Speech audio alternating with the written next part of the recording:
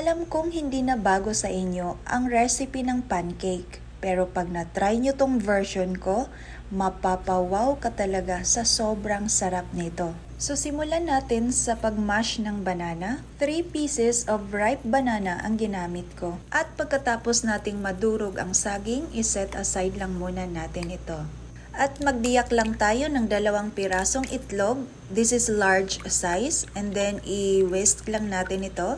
Tapos ilagay ang 1/2 cup of stevia or pwede kayong mag-substitute ng regular white sugar.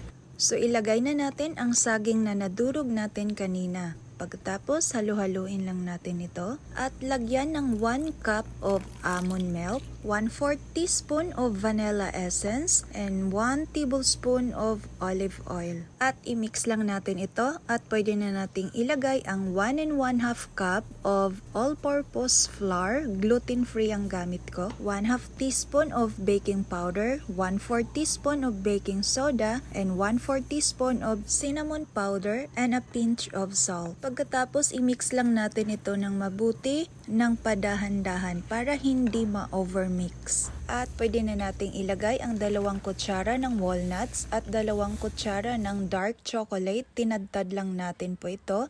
At ilagay na din natin ang 2 kutsara ng wild blueberries. At ganun pa rin, halu-haluin lang natin at laging tandaan na wag nating i-overmix. Kung wala pala kayong available na walnuts, pwede kayong gumamit ng almond nuts. At kung wala din kayong available na blueberries, pwede kayong gumamit ng raisins. So ayan na nga, pwede na natin itong lutuin. At kung wala pala kayong available na ganitong klase na pan, pwede naman kayong gumamit ng non-stick na pan.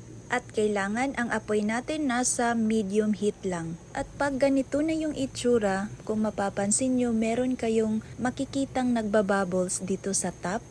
Ibig sabihin po niyan, pwede na natin yang i-flip. So i-flip lang natin ito isa-isa. And after nating ma-flip, mag-aantay lang tayo na maluto yung kabilang side. At pag ito ay luto na, pwede na natin tong hanguin para maluto naman natin yung natira na mixture batter. So ito na nga yung mga naluto natin lahat at gagamit lang ako ng honey na pang toppings natin dito sa top. At kung wala kayong available na honey, pwede kayong gumamit ng maple syrup.